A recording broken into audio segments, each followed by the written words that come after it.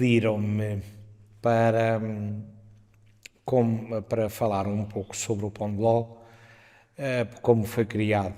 como fui nascido e criado na rua, nessa altura designada Rua da Água, que era a rua onde existia a antiga fábrica de Pão de Ló, que era o Pão de Ló Santo António dos Milagres, fundada pelo Sr. Vasconcelos, assim rezam as crónicas, e de pequeno comecei sempre a andar lá, porque a minha mãe ajudava a Dona Maria do Céu, que era a esposa do Sr. Ângelo David e Silva, que era o dono da fábrica do Pão de Ló de Santo António dos Milagres, e inclusive gerente do Hotel Terra Bela. Como a minha mãe e a minha avó ali vizinhas iam ajudar a Dona Maria do Céu, eu fui sempre ali de miúdo a brincar ali, porque os netos do Sr. Ângelo ainda eram muito mais novos, apesar de serem mandata deles, ainda eram muito mais novos, não só mais tarde, penso que até já depois da fábrica, já, ou até antes, mas não tinham ali, não tiveram, assim que eu me lembro, grande influência a nível da fábrica. A minha influência também a nível da fábrica. E as recordações, que é o que pretendem, era da maneira como o pão aquilo funcionava. Hoje em dia, se formos a ver, já não há restos, não há existência de nada que prove que houve ali a fábrica de pão de ló. Não há nada. Penso que a biblioteca tem uma fotografia muito antiga da fábrica antiga com o balcão e onde era vendido.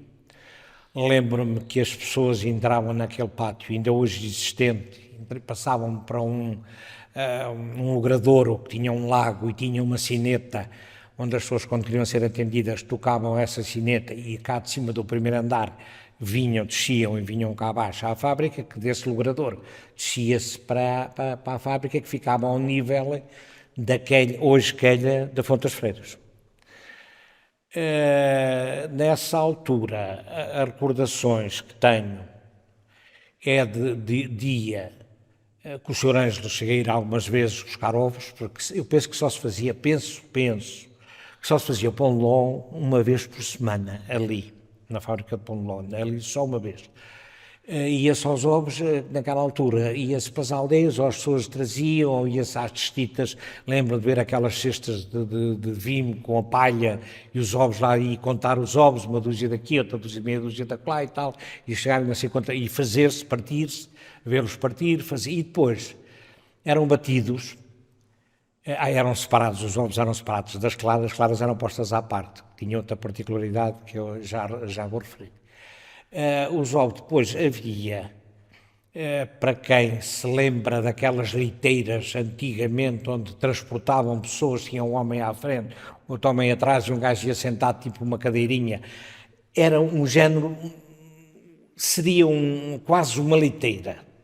que forrada, penso que era a zinco, tinha uma manivela que por sua vez fazia funcionar umas 4 pás lá dentro, onde se sentavam fora 2 homens, um de cada lado, e batiam e eram deitados os ovos lá nas proporções de quem sabia, e o açúcar, e depois era batido, era uma hora, penso, não sei, não posso garantir, mas que era uma hora para um lado e outra hora para o outro. E depois é que era misturada a farinha, não sei quantos, e depois dessas, daí que dava uma quantidade grande. O pão de ló, depois de cozido, era colocado numas tipo latas em zinco, ainda hoje existem, penso mais pequenas, ou das mesmas, eu tenho ideia de ver umas grandes, onde era colocado, por sua vez, esse pão de ló, quando alguém ia comprar, era embrulhado, penso, lá está outra vez a repetir-me, mas era aquele papel de seda branco, cortado, era embrulhado, era junto. As pontas era amarrado, mas no meio tinham uma particularidade, levava um cravo vermelho. Cravo esse que era feito, era papel de seda vermelho, cortado, que as senhoras cortavam, eu depois mais tarde também cheguei a cortar, e nos bombeiros muito cortei para os carnavais, desse género, mas onde as senhoras cortavam, a minha mãe, a Maria do Céu e outras, cortavam aqui, depois era enrolado, tudo enrolado, e depois era esfarelado e era colocado no meio das pontas do papel que embrulhava e atado com um fio, agora não me perguntem, não me lembro que tipo de fio seria, mas ou de cor ou não de cor. E portanto, depois o pão de ló era vendido assim, naquela altura, onde teria um papel característico, não me lembro, sinceramente. Vi no outro dia, penso que na biblioteca, por casualidade, vi umas folhas de papel, descar o papel antigo de embrulhar o pão de ló, não tenho ideia nenhuma, não me lembro. Como referi há bocado, era só as gemas que eram aproveitadas. As claras, por sua vez, tinham uma outra finalidade. As pessoas iam pedir, levavam umas latas, antigamente ainda me lembro daquelas latas de haver o Milo, com aramite e tal, pegaram e iam buscar, se lhe davam as claras, que era quem andava no campo. Eles batiam, pois com ovo ou com a gente, faziam com aquelas claras, eram fritas, tipo umas omeletes grandes, cortadas, muitas vezes era a refeição das pessoas, muitas vezes fiz isso, e petiscos, com isso. Isso era ali. E ali nesse sítio onde era a fábrica, deixou depois de ser vendido, que eu tenho ideia perfeitamente disso, ainda hoje existe, hoje Rua Doutor José Martins de Simões, naquela altura Rua da Água, um prédio, o prédio vê-se perfeitamente por baixo que tinha um estabelecimento comercial, e ao lado era maior, onde era colocado o pão de ló. Esse estabelecimento comercial era um café, porque ali também era depósito de venda de gás, que era a Gás Hitler. Tinha um funcionário que ia até levar o gás e aquelas coisas, e era vendido também ali. Agora, se o café se funcionava normalmente como um estabelecimento normal, não tenho ideia nenhuma. Que o pão de ló era vendido ali ao lado, porque passava-se, tinha comunicação entre essa, onde era vendido, cá em cima, e para esse cafezito era vendido. Isso tenho uma ideia perfeitamente disso. Isto em relação à fábrica de pão de ló do Santo António dos Milagres. Depois, já não tenho, entretanto, uma pessoa depois está para Coimbra e foi, aquelas coisas do género, não tenho a noção de como é que depois houve o final da fábrica do Santo António dos Milagres e o início que se passaram as receitas do pão de ló e isso tudo para a confeitaria de Santa Lucia da Dona Maria Manuela Campos, que começou, portanto, iniciou outra vez, mas houve ali 2, 3 anos, penso eu, que esteve parado. Nessa altura, lembro perfeitamente de ter sido adquirida já uma máquina elétrica, uma batedeira elétrica para bater o pão de ló, que já não era feita só uma vez, o pão de ló, penso eu, uma vez por semana, mas por aquilo tinha uma capacidade em relação à antiga, que, como eu disse, muito mais pequena. Se era mais do que uma ou duas vezes por semana, não sei, não me lembro, não tenho ideia nenhuma. Hoje já as condições já eram diferentes, como ainda são as que ainda hoje lá estão, o forno, aquilo tudo, praticamente está tudo na mesma. E depois o pão de ló, portanto, lembro que começou a apareceu o papel de celofã, que já era embrulhado no papel de celofã, era atado com um fio desse. Não era cordel, era pronto, desse fio, deste tipo das prendas de cor, era atado e tinha já um autocolante do cor. E o papel, depois apareceu mais tarde um papel de embrulho com umas fotos de Figueiró que até por acaso eram para ter sido maiores, a da Manuela teve até uma ria porque eram para ter sido mandado fazer com umas fotos sobre vistas de Figueiró maiores e juntaram aquilo que ainda tenho lá hoje, guardo em casa como recordação um bocado desse papel, porque saíram, pronto, não dava a ideia do que se pretendeu dar com esse papel, com as fotografias. Voltamos à mesma história da clara para um lado, a gema para o outro, a mesma coisa, as claras lá e as pessoas muitas vezes punham, coitadas, pedia para se fazer. E os ovos, entretanto, enquanto eu ia no tempo do Sr. Ângelo, eu ia com ele muitas vezes a essas aldeias, às cestitas buscar, também ainda aconteceu no tempo do Sr. Campos, que era o marido da Dona Manuela, também ir numa célula 4L, que era a Ramona, como eles chamavam, irmos correr, mas desde Albaiás, a gente dessas aldeias, porque já se consumia mais ovos, portanto, de ir buscar, comprar meia dúzia aqui, uma dúzia lá, às vezes ao sábado trazia outra coisa. Até que apareceram os cartões, aquelas, como é que lhe chamar? Não eram embalagens, mas aqueles em cartão onde se punham os ovos, acho que era 3 dúzias que aquilo levava, mas começava-se a distribuir, deixava-se ficar, depois a volta que se ia dar as pessoas já punham, já era diferente e tal. As gemas eram passadas por umas peneiras, mas eram em cabelo, que eu agora não sei se era de crina de cavalo, não, quem é especialista, eu não sei, posso estar a dizer uma grande asneira, mas que era de cabelo, não eram metálicas. Eu tenho lá uma muito antiga do tempo do Santo, da fábrica de pão de ló de Santo António, mas também me finha, não sei. Agora aquelas lembro de estar com uma colher que tinha a sua, cada coisa tinha o seu material, que eu não vou estar agora aqui a divulgar, é lógico. Mas que tinha que estar ali a passar, o ovo a passar aquilo, tinha que passar para tudo, para ver se havia alguma coisa. A primeira noção que me lembro de doce era de fios de ovos, tipo uns montinhos, que eu penso que é as searas, que ainda lhes chamam que é as searas, que eram uns montinhos de fio de ovos que levavam uma ginja por cima, com uma colher de doce, ginja que vinha de minha casa. Eu tinha muita gingeira em casa, antigamente na casa onde hoje já não tenho, e a minha mãe fazia aqueles doces e era uma ginja colocada que dava aquele doce, que aquilo era uma categoria, e fazia-se esses pratos de doce. Depois as trouxas, que eu me lembro, e depois começou-se, era as castanhas,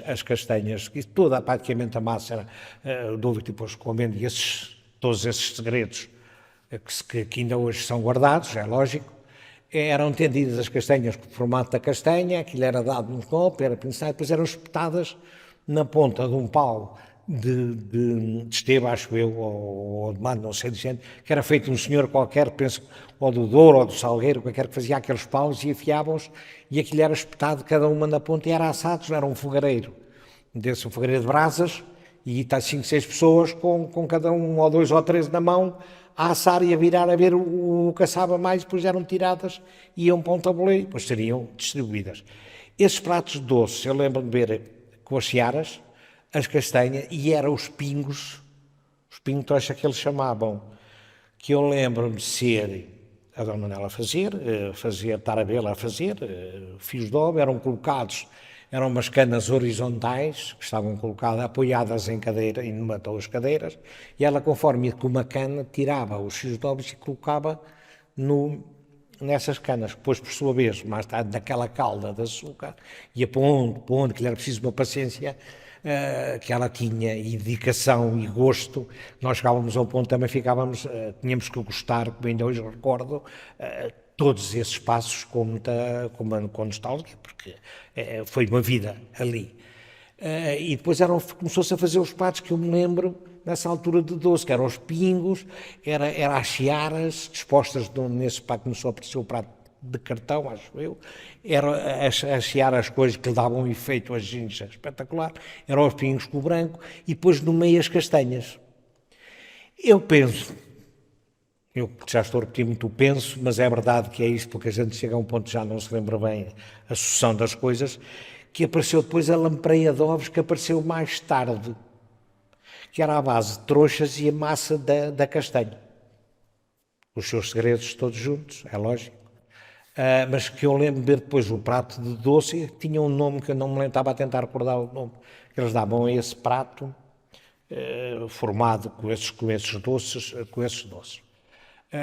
Começou depois a haver uma saída, a saída grande, geralmente era para a altura das festividades. O Natal era uma altura onde de pão de ló, que eu não me lembro de Santo António, na fábrica de passar-se isso, mas aqui na confeitaria da Dona Manuela. Eram encomendas para o estrangeiro, e então a nível nacional havia. Porquê? Figueiró teve muitos viajantes, a nível de benefícios, e geralmente chegava-se a essa altura e eles mandavam para os seus compradores, vamos lá ver, os seus clientes. Então aquilo era tudo feito, começou e como outras pessoas, já lá encomendavam, eu queria mandar uma encomenda para fulano de tal, não sei pronto, no tal, já boas festas, quando já encomendava lá e a fábrica encarregava-se, a confeitaria, de despachar. Então, primeiramente, eram umas caixas em madeira, que eu só me lembro, ela já vinha formada a caixa, e nós depois pregávamos a tampa de 2 ou 3 tabuinhas que se pregava. Eram feitas com alguém ligado a qualquer seleção que já encomendava aquilo e já faziam. Depois, e aquele dia, e eram levadas para o correio. E então era um dos principais, era tinha que resolver o assunto de despachar. Naquela altura a encomenda chegava, ela despejava, o marido da Dona Manuela, o Sr. Campos, ia lá despejar as caixas, aquilo conforme ia lá para dentro. Os correios não são como são agora.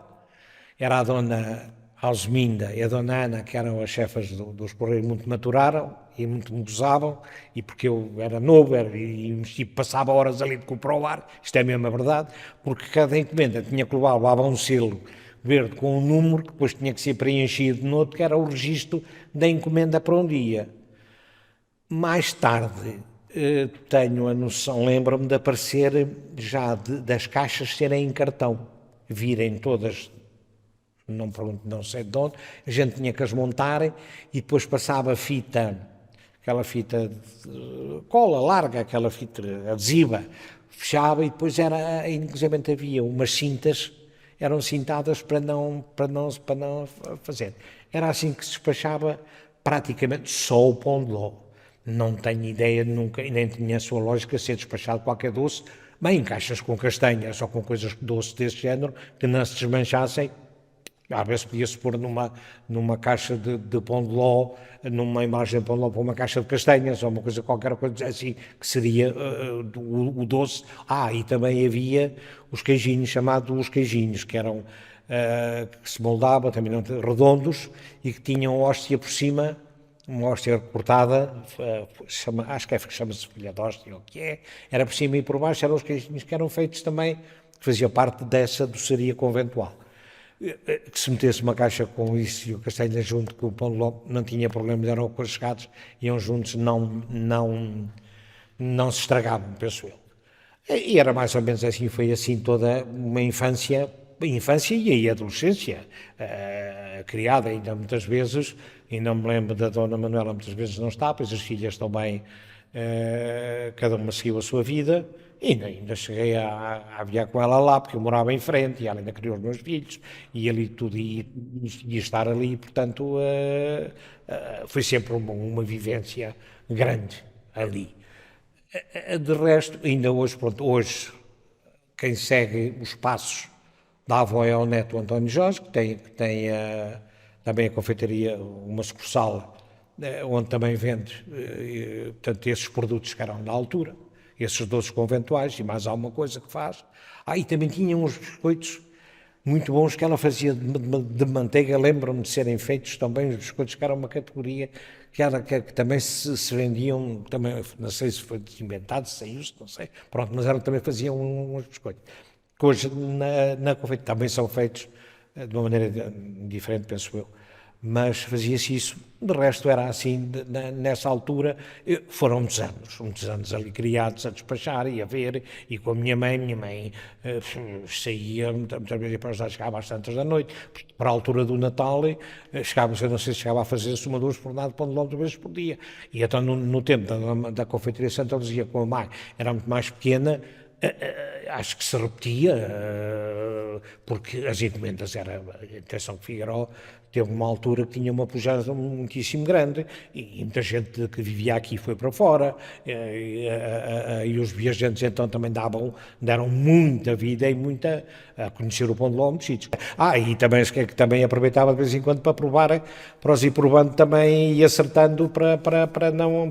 quando eram a mais, não é? E havia uma particularidade. O pão de ló, geralmente havia chamado o pão de ló das rapaduras, que era o que se rapava do coisa, depois saíam mais pequenos, e estávamos sempre à espera, eu e as filhas da Dona Manuela, e aquilo tudo ali, que saísse meio cru. Porque parecia que ele era um gosto que a gente, e desejávamos sempre numa fornada, aparecesse um pão de ló, tipo, parecia lá que aqui ficava, parecia óbvio, parecia o pão de ló do Ovar, pronto, nada a ver uma coisa com outra, mas adorávamos aquilo, e aquilo era quase uma guerra para ver quem é que comia. Era só, mais ou menos é só isso, assim, as recordações são essas.